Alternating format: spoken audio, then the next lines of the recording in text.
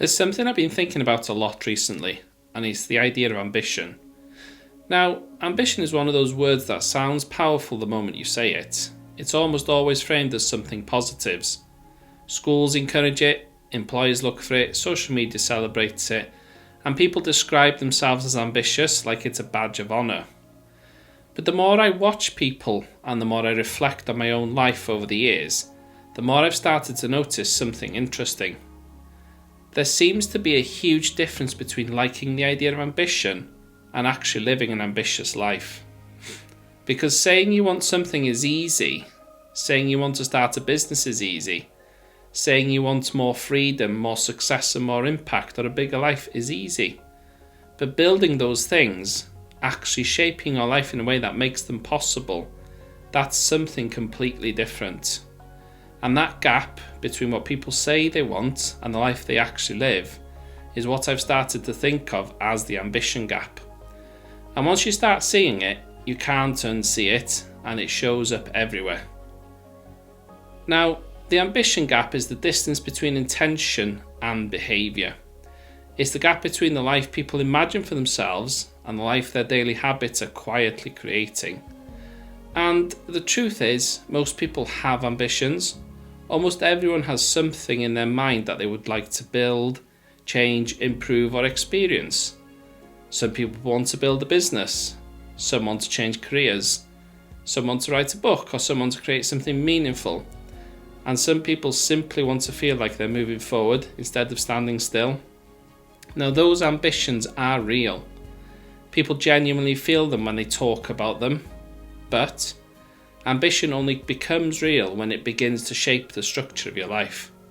It has to influence how you spend your time, it has to influence what you prioritise, and it has to influence what you choose to work on when there's no immediate reward. And this is where things start to diverge. Because wanting something for your future is easy. Designing your present life in a way that actually moves you towards it is much harder. Now, why ambition sounds easier than it really is?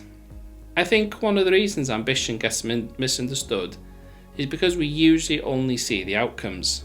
We see the businesses once it's working, we see the author once the book is published, and we see the successful person once they've already built something. But we rarely see the long, quiet period before any of those things happen. The months where progress is slow, the years where the work feels repetitive, and those days where nothing particularly exciting happens. That part of ambition is almost invisible. But that's where the real work actually happens. Now, real ambition is rarely dramatic. It doesn't usually look like a huge breakthrough moment or a sudden explosion of success. Most of the time it looks like quiet consistency. It looks like someone showing up again and again to work on something that still feels unfinished. And that version of ambition is far less glamorous than the one people imagine. Now, I think one of the biggest forces working against ambition is something that doesn't feel like an obstacle at all, and that's comfort. Comfort is incredibly persuasive because it rarely presents itself as a problem. It usually presents itself as something reasonable. Comfort tells you that you've had a long day. Comfort tells you that you deserve to switch off. And comfort tells you that tomorrow will be a better day to start. And those thoughts sound perfectly sensible. But ambition almost always requires you to push slightly beyond what feels comfortable. It asks you to spend time on things that you may not reward you immediately. And it asks you to invest effort before there is any proof that that effort will pay off. It asks you to continue working on something even when progress feels slow. And that tension between comfort and ambition is where many people get stuck. Not because they lack ideas, and not because they lack dreams, but because comfort quietly becomes the dominant force in how they organise their lives. Now, over the time, I've noticed there are two broad types of people when it comes to ambition. There are people who enjoy talking about ideas, and there are people who build them. Talking about ideas is exciting, it's creative, it feels like progress because you're thinking about the possibilities. But talking about ideas and building something real are two completely different activities. Building requires repetition, it requires patience, it requires showing up again and again, even when the novelty disappears. And that's where ambition becomes visible.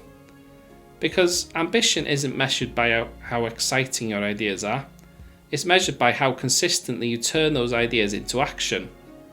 Now, a lot of people love the conversation around ambition, but far fewer people stay with the work long enough to create something meaningful.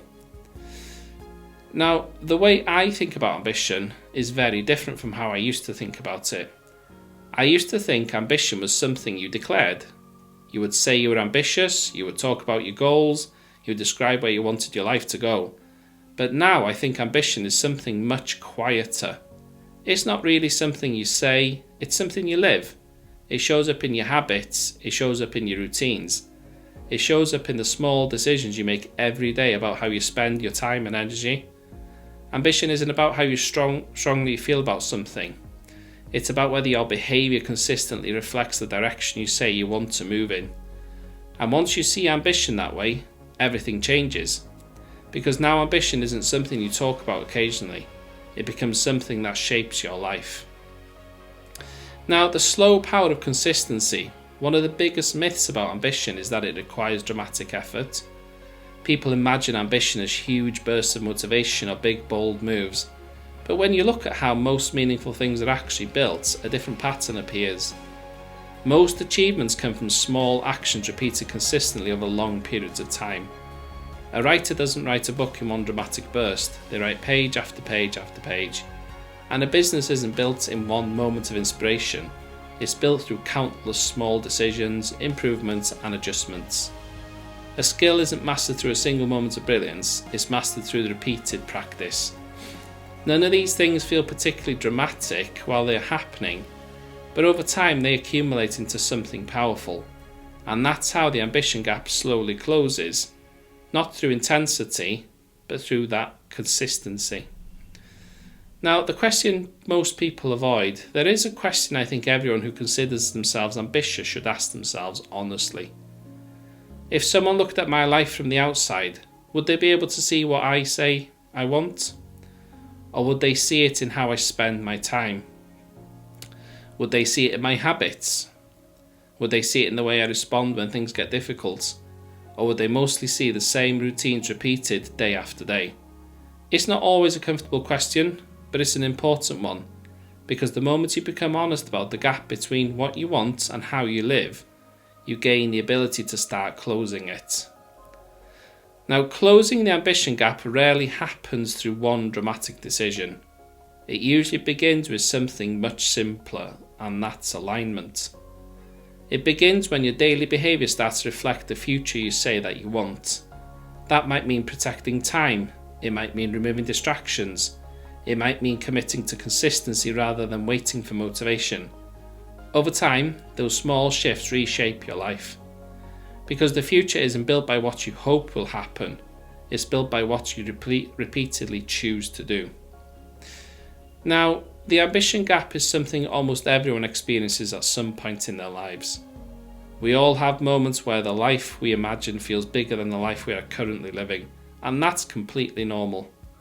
What matters is whether we are willing to bring those two things closer together. Real ambition isn't about constantly talking about the future. It's about slowly building a life that reflects what matters to you.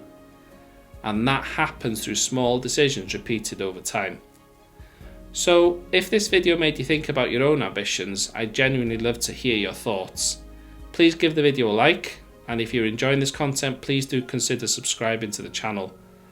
Because these kinds of conversations I really enjoy, and let me know in the comments what ambition means to you.